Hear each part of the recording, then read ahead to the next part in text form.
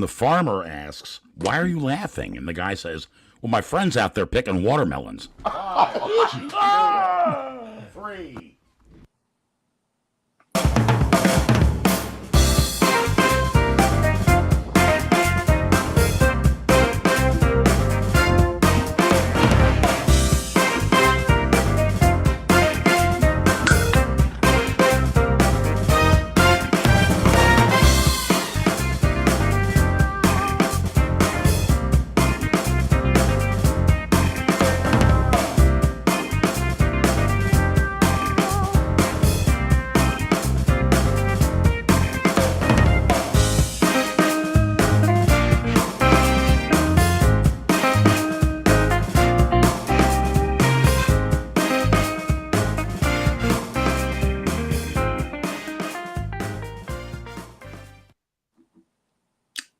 Hey there, Trekkers, and welcome once again to Trek Tonight. Tonight we continue our series on Picard Season 3 with Episode 2, which is titled Disengage. And I, of course, as always, have my good friend Leo Janicek at my side, as well as our other dear friend, Craig Lubin, who I actually know for a little bit longer than I know Leo.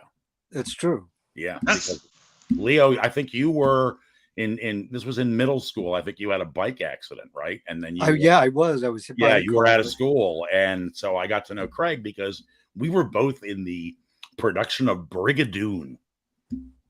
I played Charlie Dalrymple, and I think you played my father-in-law or something, Craig. I don't know. Yes, that's right. I did play father-in-law, and I got to punch somebody in the stomach. I can't remember who it was. Right. Yeah, the most amusing thing was to see Craig, who at the time hadn't really grown into his full manhood, in a kilt with those wobbly knees of middle schools. That was great. Oh, I was like, let's see here. Hey, our dear friend, if I can get my mouse to work, Angela says, "Woohoo!" Thank you, Angela. Thank you, Angela. And of course, our dear friend Keith Jacobson. Howdy, another Trek Tonight. It's a great day. Oh, isn't that sweet? So yeah, we have we got a good show this week, I think. Because what a great follow-up episode, a second episode. Didn't you think, guys? I would agree. I think they're ramping up the tension. Obviously, if you've watched the spoilers, unless for anyone who is watching this show and doesn't watch the actual episodes of Picard, right? We thank you for watching it, but I'm not sure why you are. Well, yeah, and as I said last week, if you haven't seen the episode yet, Disengage, we're going to talk about it. So you might want to disengage. Yeah, you might want to disengage exactly, and catch us on the flip side after you've seen it. But Craig just saw it, right? Yes. I was busy today at Amazon today on a data engineering conference, and I literally saw it, just finished watching it 10 minutes ago. Yeah, that's awesome. Well, as I said to you in the green room, it will be fresh in your mind. So that's fantastic. Before we dig into the episode, how's everybody doing? How you doing there, Leo? How you been? I'm doing okay. By the way, today is Majel Barrett Roddenberry's birthday. That's right.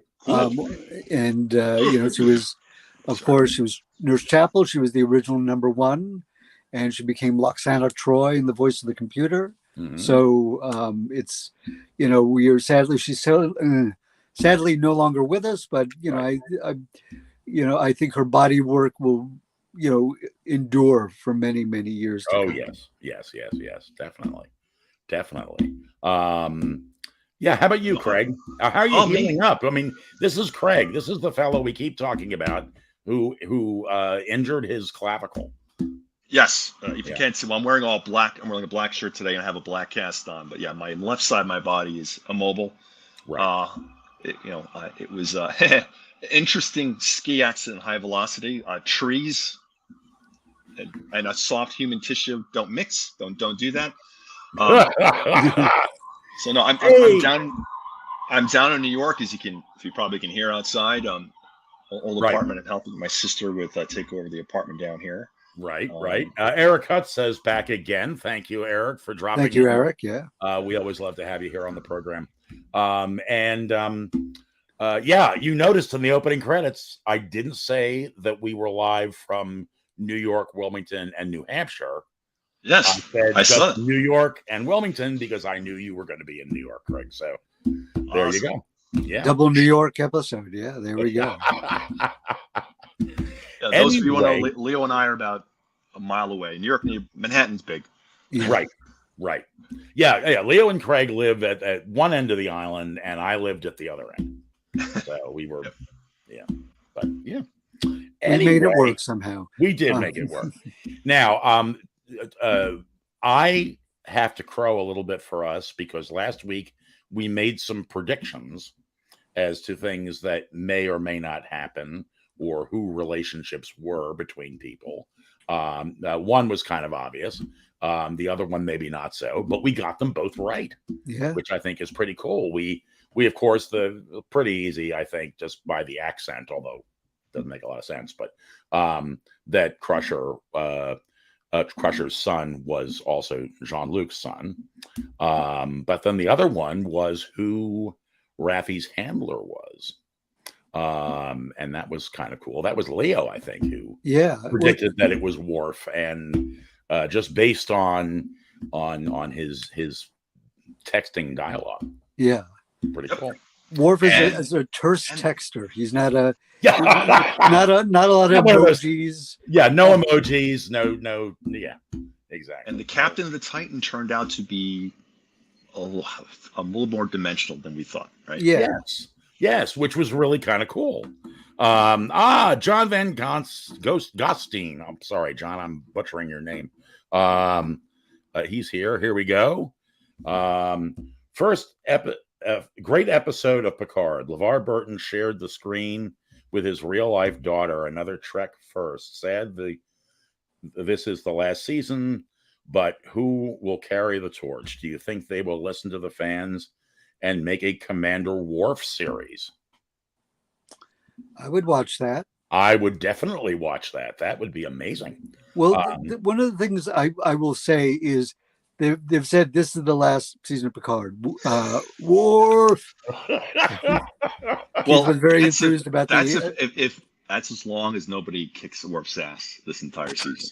Sorry. He, as we saw, a bit of a jump forward, but he kicks a lot of ass in this episode. If you guys jump around a little bit, but I actually have a clip if you'd like to see that. Yeah, let's do that since we're on the subject of war. All right, yeah, let's run this. Hang on one second. And here we go. Who do you work for? I told you. Toluco.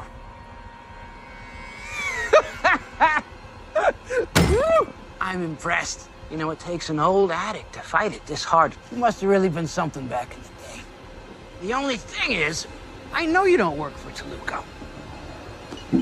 Because this is Toluco. Do you really think I wouldn't tie up my loose ends? Or risk my goddamn reputation selling out the big fish? But I will take your money. And they'll take your head.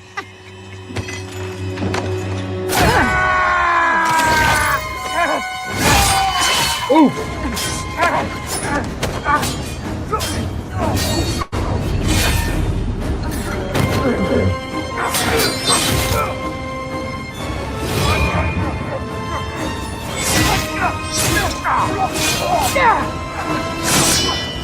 Whoa!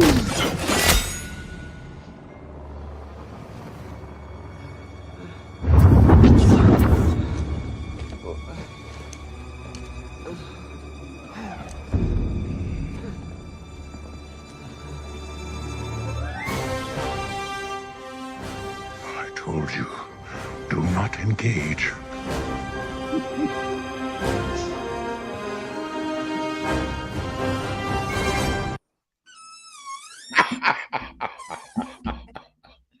Do not engage.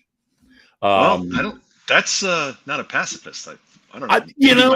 I know. We have we have seen that in the teaser trailer for the show where he's saying he's a pacifist, but Yes. I don't believe beheading people qualifies, does it? He did it calmly. Yeah, he did do it calmly. Eric Hutt says Worf has aged gracefully, or as gracefully as a Klingon has. I actually think he looks fantastic. I really do. I think it's really.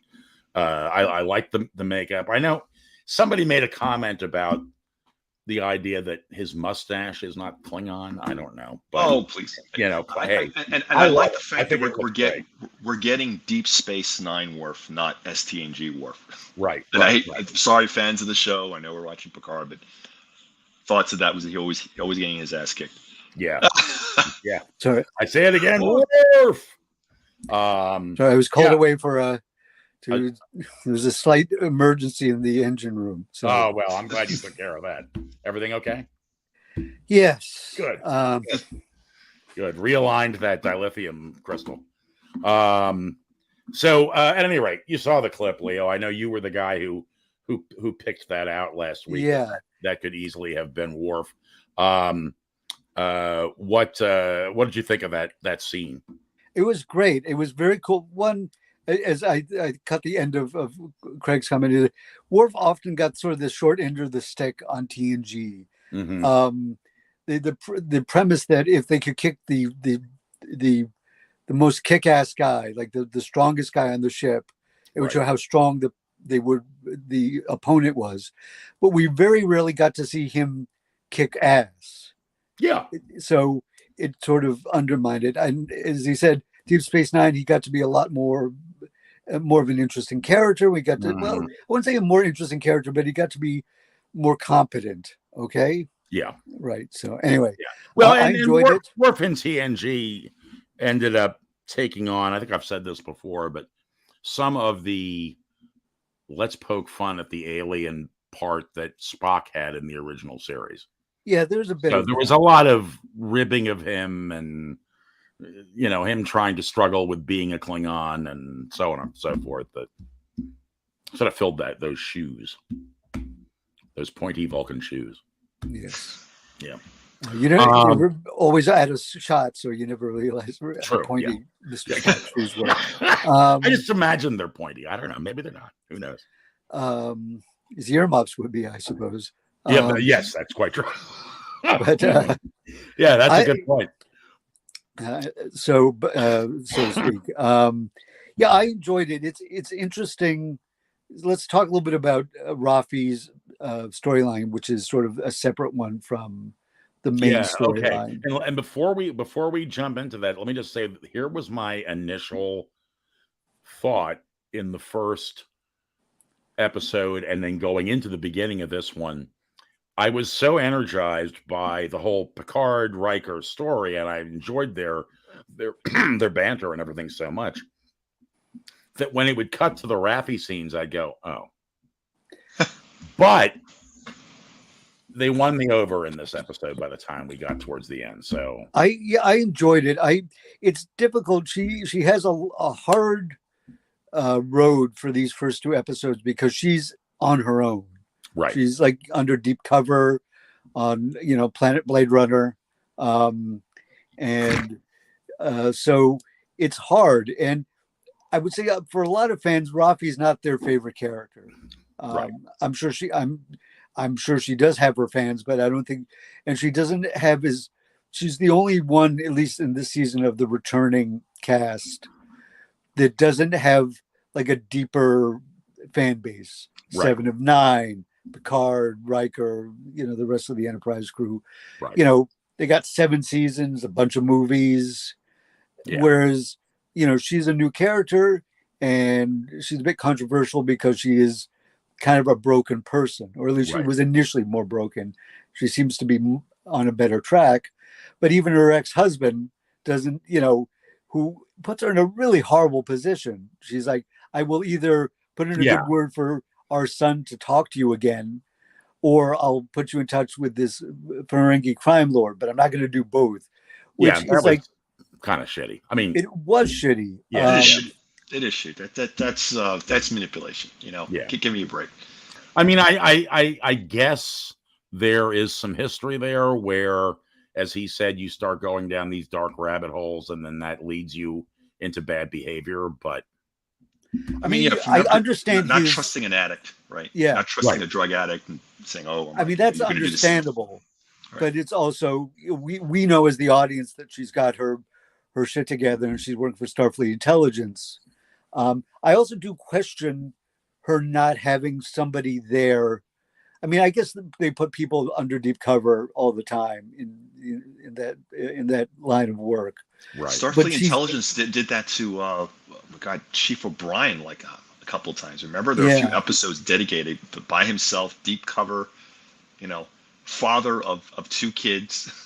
Right. Well, and let's look at the fabulous Jellicoe episode we always like to talk about so much with that character. I mean, that's what Picard was doing, which also didn't make a lot of sense to me. No, but he had 2 people with him, so it wasn't, right. I mean, I would say, well, Rafi has gotten her stuff together, and she was serving on a starship, which I think might have been a better use of her talents as in the beginning of last season. But for somebody who is kind of an emotionally high-strung person, putting them under deep cover in as a role as an addict in a very, it seems, I mean, it's a good cover because if people look into her history, they go, oh yeah, she got bounced out of Starfleet, for conspiracy theories, and she became a drug addict. So, it makes sense, but it also means she's in a very precarious situation, and she seems to have very little backup, although it probably would have gone better for her had she followed Worf's advice, but then again, it would be a less interesting episode. Right. And let's talk about 7 of 9. Yeah. Yes. Yeah. Let's First officer in conflict. Yeah. I actually thought she handled that pretty well, and her dynamic there with Picard, I thought was good. She's torn between these two. This loyalty to these 2 people, as just as our captain is very apt to tell her. I'm sorry, I forget the name of the captain's name. Shaw. Shaw, Captain Shaw. I like how he's kind of struggling, and then jumping ahead again, let's talk about the protagonist who shows up, the person running the Shrike. Yeah. Captain Vatic, is that the name? Yeah. She seemed to know everything. She knew about Shaw's psychological profile. She knew who John Picard was. I was like, wow, okay, how does she know? And that's interesting, and it plays in again to another theory we threw out there about Shaw and why he has such a chip on his shoulder against Picard, Riker, and 7 of 9. She's talking about him. I think the line is something about you. What is the line that she says about you seem to be functional? Yes. And which sounds to me like something you'd say about a computer or a machine.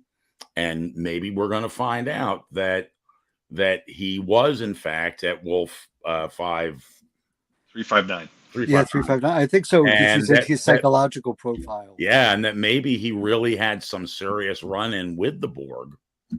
And could have lost somebody. Either lost somebody, lost his crew, lost a command, lost whatever. Or he's a junior officer, and his family, like it could be his dad or his mom was in command or something like that, and they all got wiped out. And they sent him out as a teenager, because it's like 30 years later out in the something like that, right? Yeah, right. Yeah, traumatized by it. Yeah. So again, that's something we speculated about, but this seems to lead into that a little bit. So he's been sort of at odds and at conflict with the Admiral and Riker through the whole thing, and now he finds himself. I loved what Jerry Ryan says to him, what 7 of 9 says to him about, well, you could either be the guy who lets these 2 heroes die, or you could be the hero who saves them. And then the next thing you know, the ship shows up and cuts off the it's funny because I've seen some comments online that people are like really don't like his character, or which is understandable. He's not exactly the warm and fuzzy captain, but he does genuinely care for his crew. Mm. And it's funny think because he's supposed to be likable. Right. He's very much a bureaucrat. And I, again, like I sort of said last week, I really like the character. I like the way it's being performed. And have forgotten the name of your friend. Todd Stashwick. He's doing an excellent job. He's doing an excellent job with it. I think it's a great character. And yeah, he's a dick, but that's hard to play a dick sometimes. So it's fun to play a dick. Suspicions of Jack the Crusher are justified, especially by the fact he seems to have inherited his father's accent, which I didn't know was a thing. I didn't know. I'm. It's a little unclear how that happened, but but I'm okay with that means Leo and I would have accents. Yes. Yeah. So, yeah. And I just thought it was great.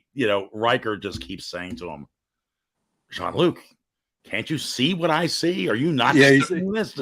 He's like, he doesn't want to come right out and say, this guy's your son. But he's like, come on, like. That was great.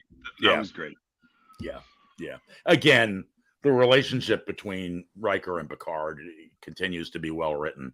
And I think it's really entertaining.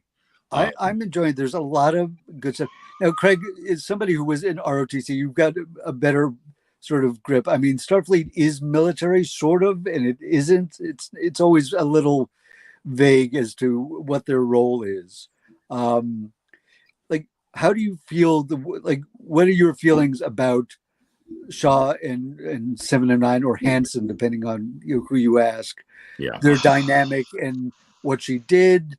And is I not to deconstruct Star Trek in this way, but it's a common thing to see most anytime the military is portrayed by Hollywood, right? In reality, if you're a first officer, you never show disagreement in public ever. That's what really kind of pissed me off about Discovery, right?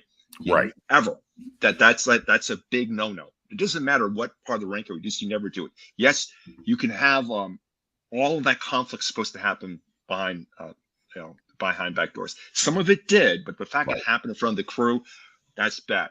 Now that being said, I thought the dynamic was handled well, but it would never be done in public if it really was a pseudo neo-military organization. That is a effing no-no. I mean, actually, it's a court-martial. That was a court-martial. It's an offense. It won't look well. You won't advance. Well, and he does relieve her of her duties. He does relieve her. He does it in insubordination. It would be immediate and swift. All right, that type of thing. The same way Tom Cruise's little buzzing of the tower would probably get him in the career. And I love both those movies. Yeah. Oh, sure. Yeah. So no, in that sense, it's kind of. Kind of the way that Star Trek plays it sometimes in physics. So right. Well, looking at Jack Crusher, and his various aliases, Jack can be John Carson and Jarlath Carvel. Now, why did he find that amusing? I didn't get that. That went over my head. It's a deep cut that I did not have time to look up. Okay. But it is sort of a weird name, so maybe that's I thought of Carvel ice cream, but I'm dating myself. So weird. Carvel, I will never not think of Fudgy the Whale. Fudgy the Whale. But Fudgy the Whale comes with his own chocolate whips the ocean. If I had time, I was going to look up Captain Carvel's full name because he had a secret identity. And I'm. Anyway, I ate too much Carvel ice cream as a kid, folks. Sorry about that. Looking at Jack, the thing is. So the captain of the strike, Vardic, I'm remembering the name right, and I don't think I am. Vatic. Yeah. She wants him. Now, she could have blown up the ship. And she's saying, well, there's a bounty on him. Now, I'm not saying, I think there probably are bounties on his head. Mm-hmm. But my theory is that he knows something or that she needs.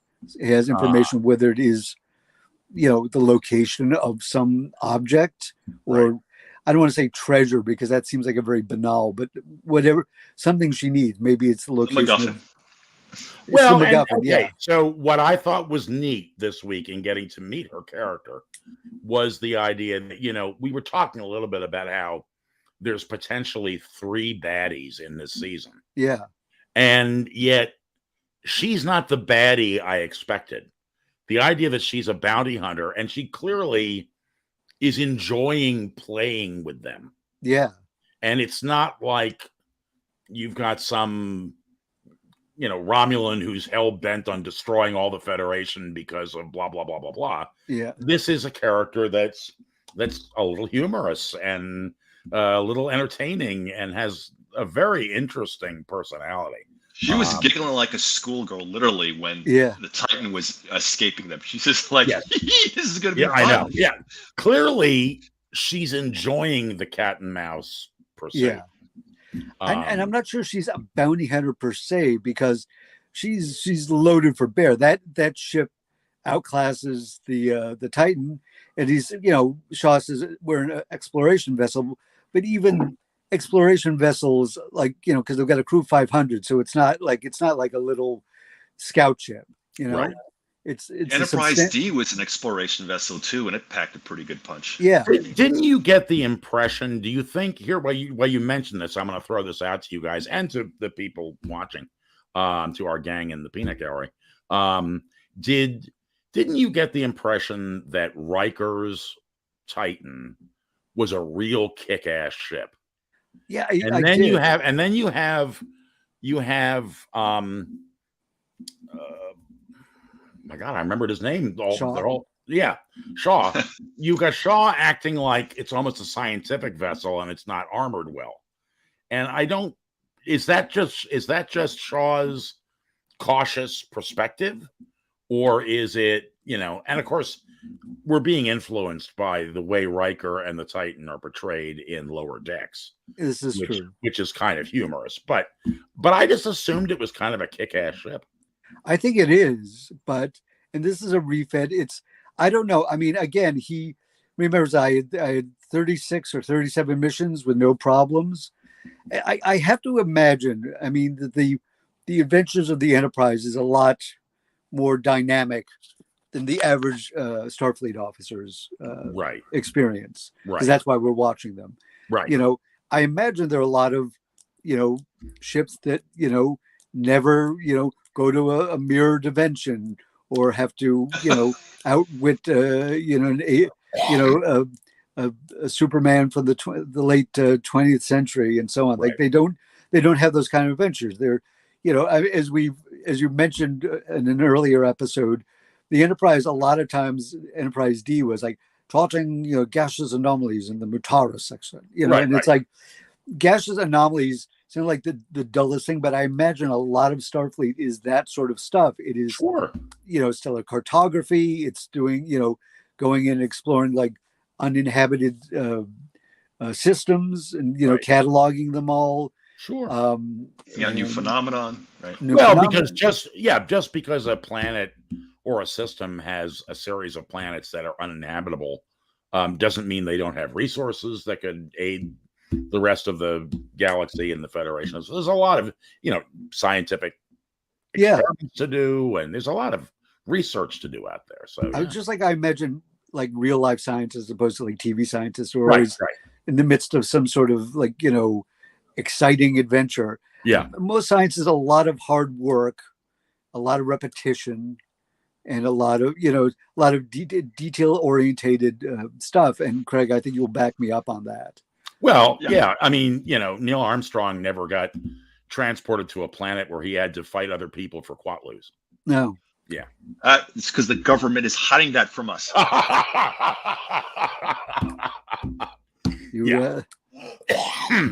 is Rafi your descendant? Passing on that paranoia gene. Hey guys, quickly, I feel bad because I didn't mention it right when it happened because we got off on a tangent. But Chris Mitchell gave us a thumbs up, and thank you, Chris. I appreciate it. It's good to see you here. Any rate, so yeah. What we're talking about, Captain Vadic. Do we want to see a clip of this leads into the whole thing with Picard and his son. Do we want to see a clip of the end of the episode? Hang on one second. I have a nice clip The kid there. may be. He is not worth the lives of my crew. 1 minute to go. I'm giving the order. Esmar, unlock the transporters.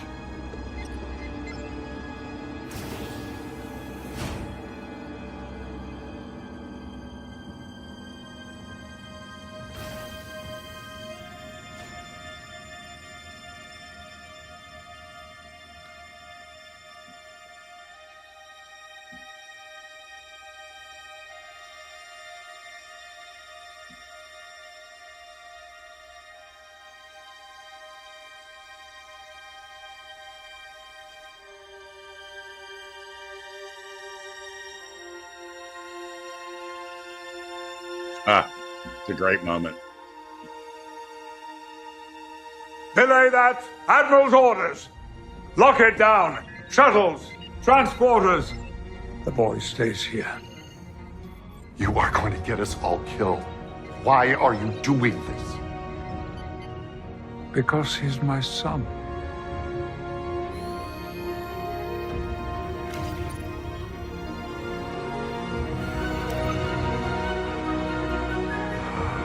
God damn it. Ah!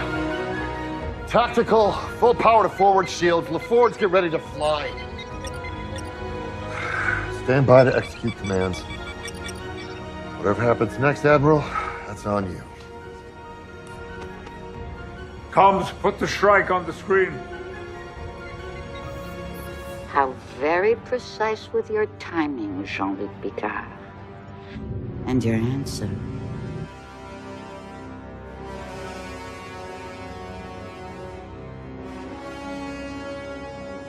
Engage!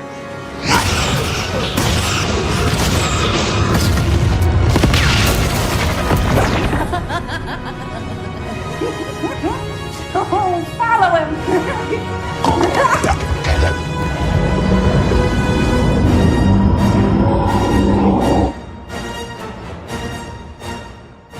They're looking for a fight. They'll have to find us first.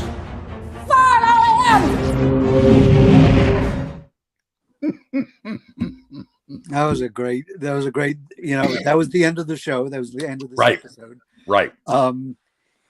There's so many, without going too down the rabbit hole, a lot of musical cues that are very, like, they're pulling from like a lot of previous Star Trek, even back to TOS. And Even the back to Klingon the theme. motion, even back to the motion picture. How about when Worf shows up? Yeah, they play that. And then all of a Klingon. sudden, you've got that classic Klingon battle music from the beginning of Star Trek: The Motion Picture. Yeah, which got used in TNG. Mhm. There's one point I really thought about that bum bum bum bum bum bum bum Yeah. bum bum. Yeah. But they just weave them in very elegantly, and it just for me it adds to the Star Trekness of it. I like the opening credits. I liked the theme they had for the first two seasons. I thought for a show about a guy sort of in the twilight of his years and sort of looking back on his life, that was an appropriate theme.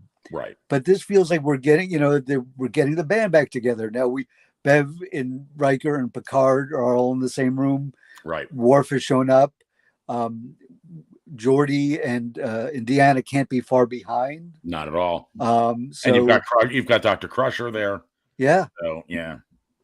A lot of No, I have to give them hats off for the music, and I would be highly disappointed if the orchestration does not get an Emmy nod because of how beautifully it's all sewn together. To say it's like a patchwork quilt of Star Trek music sounds bad, but it really is this beautifully woven tapestry of old themes which evoke an emotional response, especially from the loyal viewer. So yeah, I think that's very cool.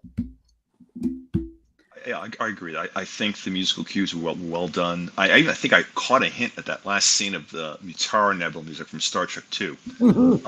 Yeah. Yes. Yeah. When they that a lot of callbacks. Yeah. That blah music. I mean, that that is either from that or it's V'ger.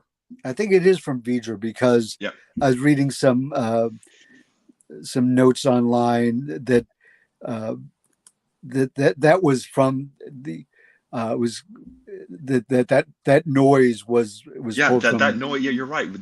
Every time they would see V'ger, they go through Right. the giant. Wow. yeah. Yeah. A lot more Yeah. exciting than the Star Trek, the slow motion picture, though. So Well, as you say, Star Trek. Craig once observed that Star Trek: The Motion Picture, which was sort of like watching the crew of the Enterprise watch TV. Right. You're watching them watching TV, so it's like a reaction. It's like the first reaction video. The first Now, reaction mind you, video. I Exactly. I saw that with a mutual friend of ours, Clifford Diamond. Yes. Jesus Christ, when we were 12 thousands of years ago. Right. And everyone was so excited, but seriously, towards the end of the movie, you're like, Jesus Christ. Although this it's is our ironically, deal. I would say it is maybe the most Star Trek plot of all the movies, Yeah. because it's basically like Nomad, Right. the Changeling from the original series, writ large, fiddled a bit here and there with a more uplifting ending. Right.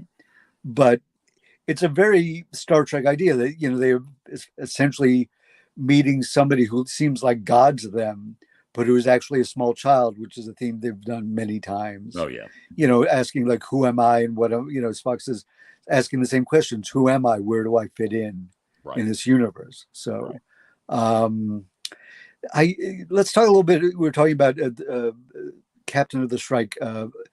It's played by Amanda Plummer, who is the daughter of Christopher Plummer, who played, it was Captain Von Trapp in, Sound of Music, but also General Chang in Undiscovered Country, to talk about his Star Trek bona fides. Yeah. And their chair is it's not Chang's chair exactly, but it is reminiscent. So that's like a little nod to her real life parentage. But she was great. She was just chewing up the scenery and, just wonderful. And I love the fact that you have an adversary for Picard who's also an older person. Yeah. Do you know what I'm saying? Like, I think that's very cool. You don't always see that. So I think that was really cool. And she clearly knows an awful lot about them all. She does. And she appears to be human or humanoid. I mean, if she's from another planet of another species, it's one of the many identically, human species that we've seen across all of Star Trek. Little Riches over here we haven't seen. Does she? No, I'm making that up. And she might have. The lighting was very dim. But by the way, that the set for her bridge was the lower deck of Rios's old ship. Oh, really? They literally, because they were repurposing also the planet Blade Runner. They were picking a lot of stuff up from old Enterprise episodes, previous. They were using a lot of stuff from previous things. So there was like an Orion sign, and that was the Orion language they came up with on Enterprise. The character. Well, is Rafi in Rios's old ship? Yeah, she is. Like when you do that establishing shot, right? And I almost called it the Rocinante, but that's the Expanse. Yes. La Serena, I believe, is the name of her. Yeah, I think so. Yeah. There's like when they do this sort of establishing shot, and you see the planet in the background. On the bottom right hand of the screen, you see the ship like sitting on a pad, sort of above the city. Right. But because it's not especially well lit, and it's not like alone, it's easy to miss. But yeah, she is, and that bridge you see, like, they're the circular, right. Whether they're the warp cores or whatever. And my only crazy physics moment was when they threw the ship at them, and it wasn't because that was done. It's the whole comment. Well, but that was, to me, that might as well have been speaking, Spanish backwards in a drunken brothel. I mean, it was, all right. Let's talk a little bit about that. Yeah, explain that. Well, they say, oh, well, we we changed the gravity of the ship with our tractor beam, so it was able to cut through the tractor. Yeah, okay, sure. They could have just said we threw the ship, we threw a massive object at another immovable object at a high velocity. That's enough. Trust me. Right. Apparently, it's reverse tractor beam with anti-gravitational polarity phasing. Oh, well, listen, Star Trek is bullshit. It is. Listen, if we start really pulling on these threads, the whole thing just falls apart. Yeah, I know. Well, and I did like her line, which, you know, of course, the captain kind of shuts her down, but I liked her line, which she starts saying about what her dad taught her, which I thought was great. I mean, that was cool. Yeah, I thought the line was great too. It's just like, yeah, but it was pretty. It was his. I mean, it actually made me chuckle when I realized what was going on, and then he says, "What the hell happened?" And she says, "They threw a ship at us," and I got a little chuckle out of that one. Whatever. That was that made me laugh. It was interesting because he was like, "We're not going to be blowing anything up or crashing or right." Yes, and, you know, it's all. I think everything he said they were not going to do, they're going to do. Of course. Of course. But I did like, you know, I mean, it's also something we've never seen in Star Trek before, where, you know, one ship using a tractor beam to throw a smaller ship at another ship. Right.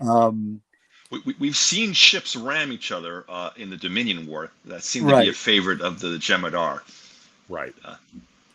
Well, and again, you saw how much you saw guys how much damage that did. I mean, yes.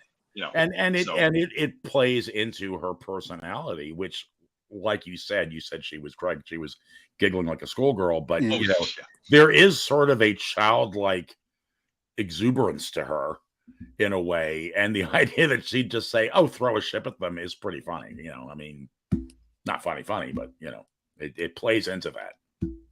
Yeah, she's also like clearly has this superior battleship. I mean, they were talking like. Right. See, because I got this.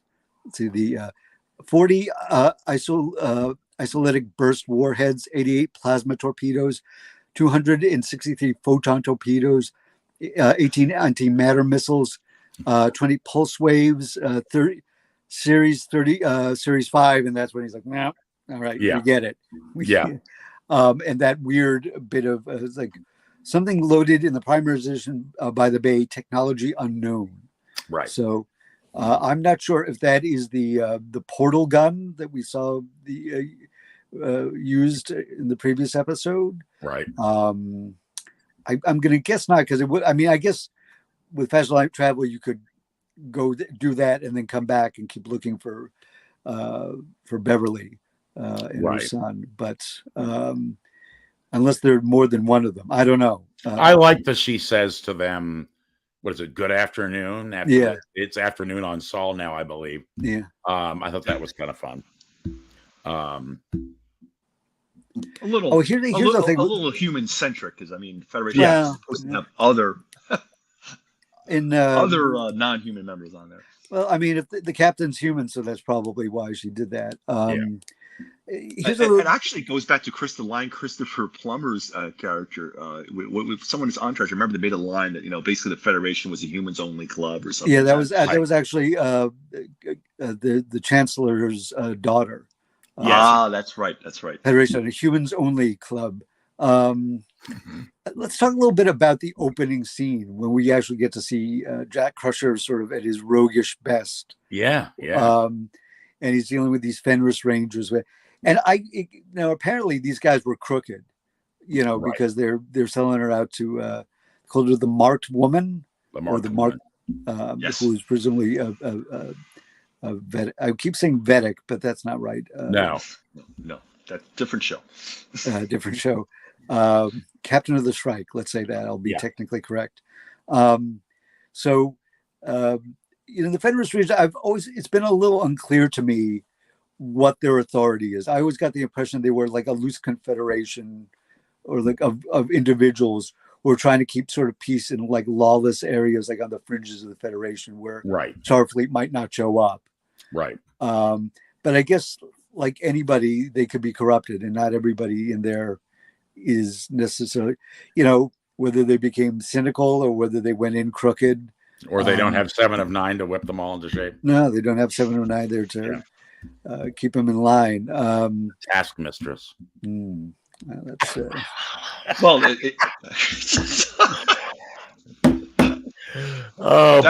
that's the fan fiction version of the episode. Yeah, right, exactly. Yeah. So the question is like, are the Fenris Rangers to be tried? It feels like because when Shaw makes a sort of a disparaging remark about the Fenris Rangers, right? So they're clearly not. Well, that's a tough one, Leo, because you can't tell if it's because he doesn't like the Fenris Rangers. He just doesn't like has a problem with 7 of 9 being a board. Might be a little both. Yeah, correct. But I get the impression that even from the first season, the Fenris Rangers were not necessarily well regarded by the Federation or Starfleet. But it also begs the question that Starfleet and the Federation can't be everywhere, despite the fact probably Andor and Vulcan in Terra and the Tellarite homeworld and the more, call them core worlds, to borrow a phrase from Star Wars. Everybody leads a pretty good life. They don't need money. Everything is provided for you. There's free education, free healthcare. Right. Nobody's starving. But the people who go out to the further regions, they don't have access to the same resources. Well, and that's an interesting moral problem unto itself. If you look at shows like Firefly, that was a big deal, right? And it makes a moral imperative, because if you're truly in a situation where you are scarcity zero society and you can provide everybody else, well, how come why are there French Federation rules like that, right? Well, here's the question: like when you have replicators, nobody should ever go hungry or not be able to, have medicine or, Like I said, I know, like Orville is a completely different show, but they do a good job of explaining that, right? That basically, because they have similar, I can't remember the name, but they have a very similar. It might as well be a replicator. But yes, because of that, nobody who's part of the Union goes hungry. They have access to everything, because you can make water, medicine, all the basic necessities of life are available to you now, right? Infinitely. As long as you have matter, you can convert it over to something else. So that's why when they do, it's a Federation rule, it's in the fringe, I'm like, well, why? There's no reason for that. The minute you join them, I mean, they did a good job of that, even with Star Trek: Strange New Worlds, when they're bringing in that pre-warp civilization planet that was about to blow themselves up because they reverse engineered the Federation technology. But you see them slowly improving, because they're going to join, they're going to learn how to build replicators, not blow themselves up, all that stuff too. But, and that should alleviate the tensions that they have too, because yes, they'll still have political tension, but okay, if they're fighting over resources, that's over now. Well, it's interesting that we talking about that is like, there's a lot of controversy about pharmaceutical companies. I mean, they spend a lot of money developing drugs, but they also charge insane prices for stuff that's like insulin, which has been around for a while. Like, insulin is not a new invention, right? But it's still extremely expensive for people who need it. Look, it really depends. If you look at if you drop the Federation replication technology on us, I don't think, and even if you gave it to every nation possible, it wouldn't end well. I point to books like Damn Diamond Age. I'm sorry. I mean, come on. You can build something. Well, I'm gonna build the world, best sex dolls. Okay, that's one thing. Or I'm gonna build a weapon that can destroy this person. I've never heard of antimatter. But I hate to be so bad about it, but I'm hoping we'd be better. But part of me is kind of like, So really, there's you need to be, the civilization needs to be at a certain advancement to deal with it. But what gets me about the Federation, okay, if you're a member of the Federation, obviously you've met this social plateau of maturity. Right. How come you got starving people? What's going on? I'm sorry. I'm nitpicking about it, but it always annoys me. Planet Blade Runner is clearly not a Federation world, right? Because it's just probably slavery and drugs and murder and all sorts of other thievery going on. Like Newark. Newark. So possibly, Been in New York World's- 2 days. I'm already. Yeah, there you go. So I don't know. The question is, I'm talking about, fringe worlds on the fringe of the Federation, but these might not be Federation worlds. Therefore, they're subject to, let's call them 21st century problems in terms of, social injustice. Sure.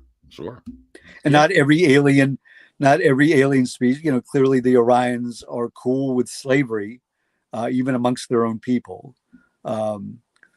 So, it's an interesting question as to, but we well, and then you have to then consider too that having some dark, gritty places makes the show more interesting. Oh, so, I agree. yes. I'm glad they're there narratively. Yeah. I mean, if everybody really everywhere got everything they ever needed, it would kind of be dull. It would be. That invites a whole nother, if we ever do a deep dive on The Good Place, that was sort of one of the things they towards the end where they wrestled with that. So, I'm narratively glad that there are like the seedier, corners of the galaxy that or the quadrant or whatever, where stuff is going on to make it more interesting. Like, the average life of a Federation citizen is probably not that interesting. I mean, they don't. There might be personal travails like, oh, I'm in love with this person, they don't love me. Or I didn't quite get the job I wanted. But you're never going to be like, I can't make rent, or I can't feed my kids, and I have to choose between medical, paying my medical bills or paying my rent, So it's a place I wouldn't mind living, but I'm not sure it's a place that is interesting narratively. Right. Although it might be. I mean, there are ways to do it, but it's not.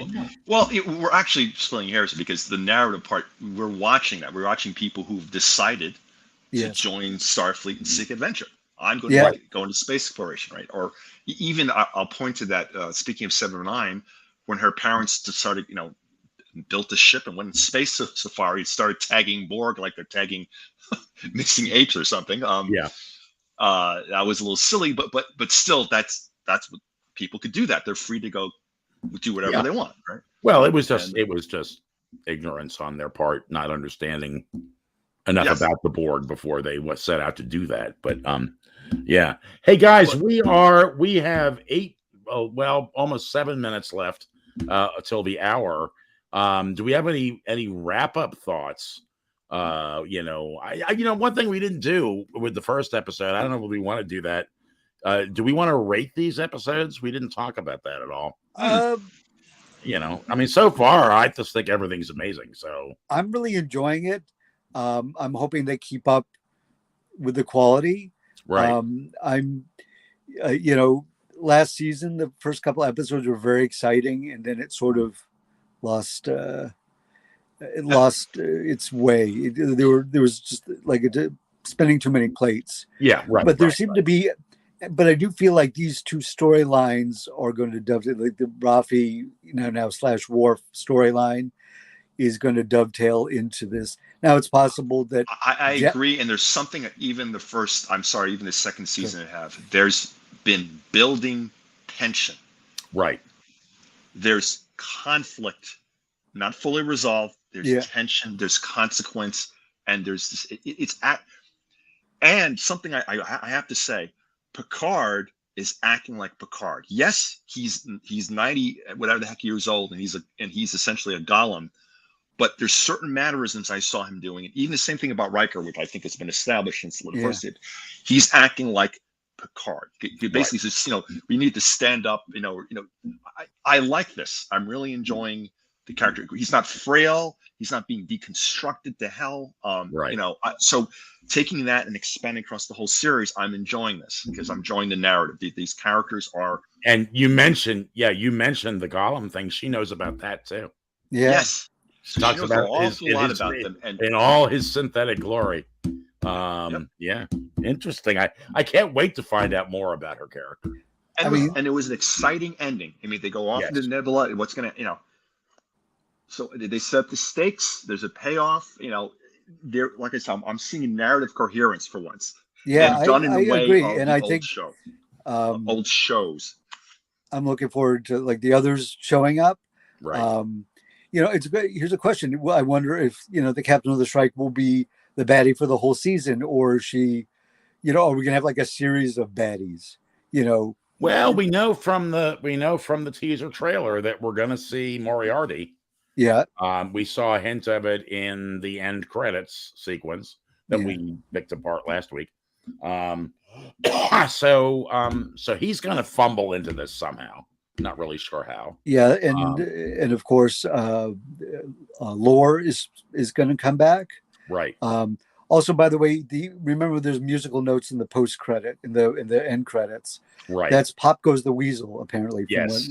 Which Data was trying to whistle that in the I think the very first episode unsuccessfully. Or not terribly well anyway. Right. And I think Lore was able to whistle that particular tune. There we go. Also, if you remember from last week, in the end credits, it was like, "Do not." What was the thing? I made a note. Let me see. Yeah, it was. Oh, jeez. Sorry. Too many. Do not seek blame.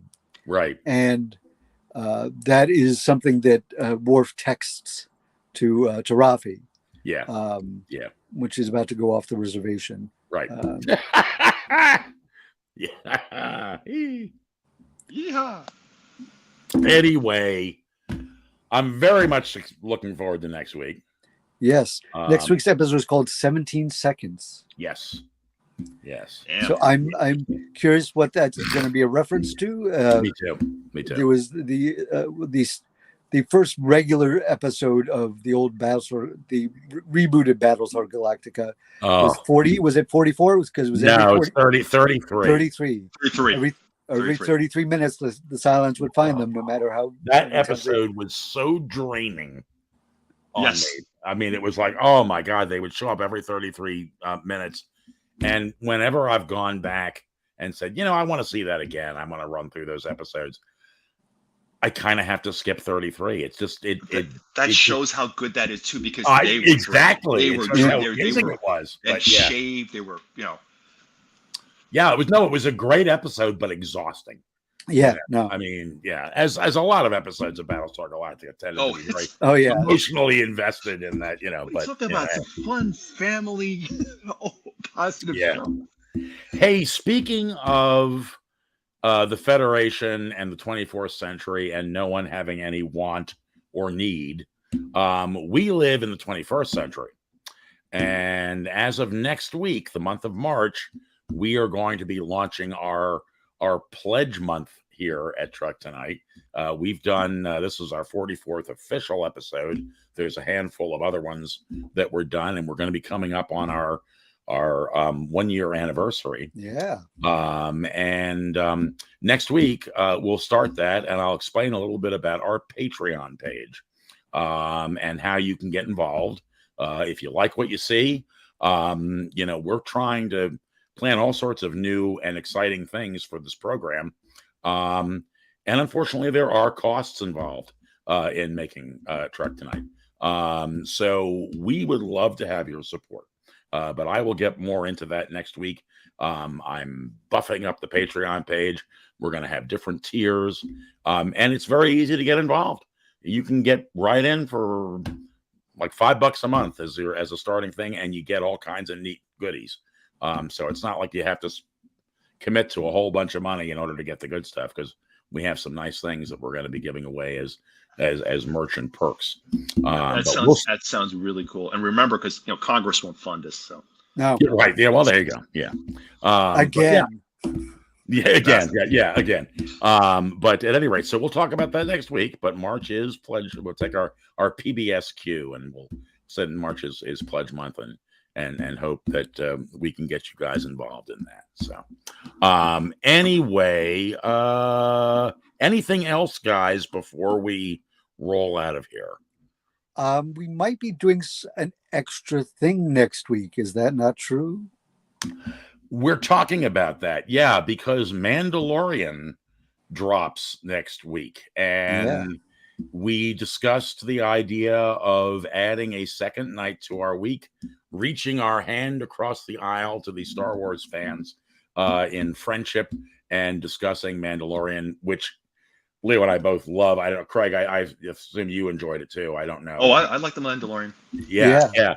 And so, what is that, season 3 for them? It's the 3rd season. Right. The trailers make it look very exciting, but of course that is their job. But the first 2 seasons of The Mandalorian I thought were quite good.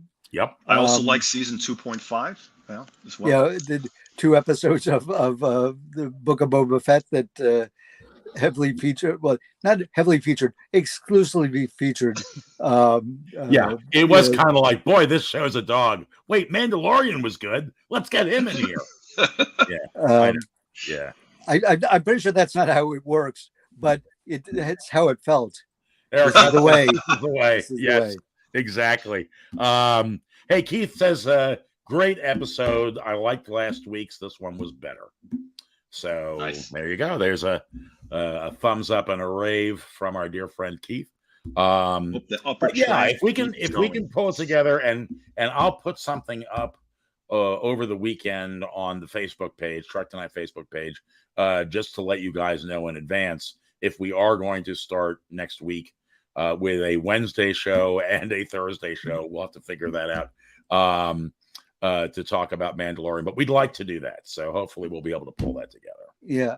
So I know you've got a game Wednesday, don't you? I do, but it doesn't start till 9 because most of the people playing are on the West Coast. Right. So, and there's always a lot of faffing about at the beginning. Well, and there's no reason we have to drop on the actual day the show comes out. We could give people a chance to watch it. We'll figure that out. But at any rate, hey guys, another great time. I really enjoyed all the people that tuned in and watched and commented for this week. And live long and prosper. Have a wonderful week. Take care of yourself. Be good. Do something good for yourself. Be kind to yourself this week, guys. And we will see you next week with episode 3 of Picard. That is confirmed. And I hope you guys all have a great week.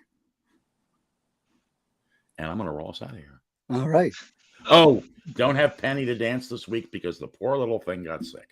Oh. One of those things. She went to school and caught some cold from some other snivelly, sneezy child in the classroom. And the poor thing is miserable. So she hates being sick. I've never seen a kid who hated being sick the way she does. She gets really upset. I always kind of enjoyed it because I got to stay home from school. Yeah, right. Exactly. Well, that's what makes her mad because she loves her preschool. And if she gets up in the morning and we say, no, honey, I'm sorry, you're too sick to go, she throws a fit. So anyway, but at any rate, so hopefully Penny will be back next week to give her little dance at the end of the day. But at any rate, here we go. Have a great week, everybody. And there it is. That's one hand. Yeah, the one-handed dance.